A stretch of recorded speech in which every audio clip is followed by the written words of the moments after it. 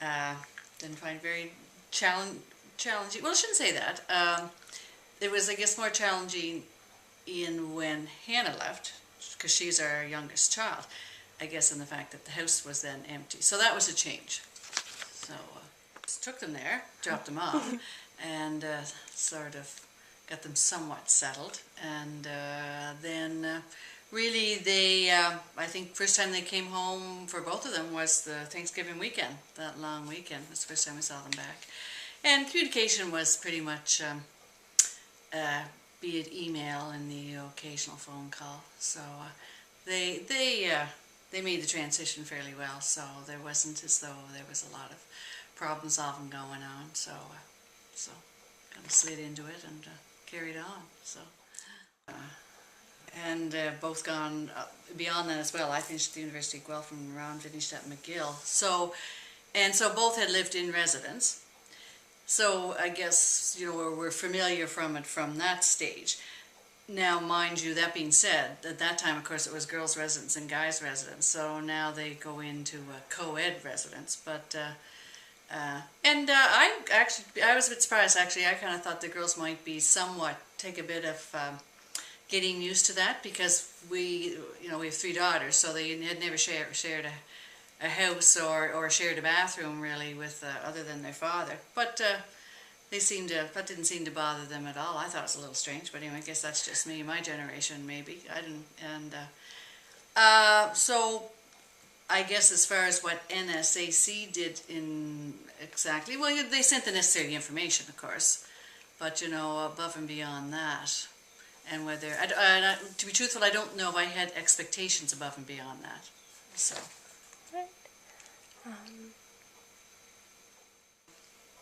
I think that transition goes smoother if you have all along the way you've been raising your children to be independent and accountable. And this is a next stage of their life. So. It's an opportunity for them to, obviously they further their education, but they do get to make friends for life and have a lot of fun, which is important part of it as well.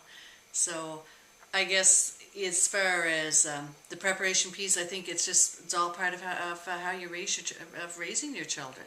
And when NSAC had contacted us about doing this video or doing this information, I said, well, I don't know if I got much to add to that. So I thought, well, I'll go solicit some feedback from Marielle and Hannah. Of course, they're both AC grads. And the comment came back, well, Mom, you never were. I think the term was, you never were a helicopter parent.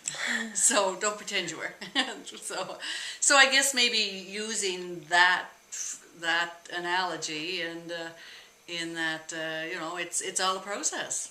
So if they, you send them off with confidence and respect, the choices that they're going to make, and be there. I guess certainly make it known that you are going to be there.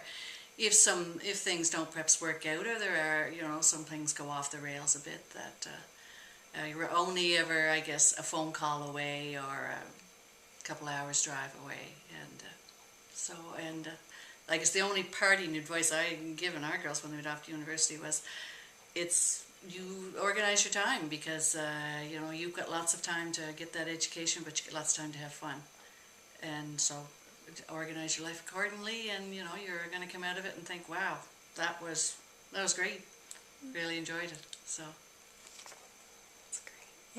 And because of the size of it, which I guess can be a strength and a weakness, but certainly a strength in that the class size and the opportunity they get to interact with their professors and advisors. And especially in those first 2 years, when, not to say that the other scenario where larger classes are a negative, but that to me is a unique thing about AC. And I guess the other part too that I like make note of is the interest that the professors and the staff people in AC take in their students, in their professional development there, and their studies. So I believe they take on it's a bit, that mentoring role there. So certainly enjoyed that. Our girls thrive from that. They enjoyed that.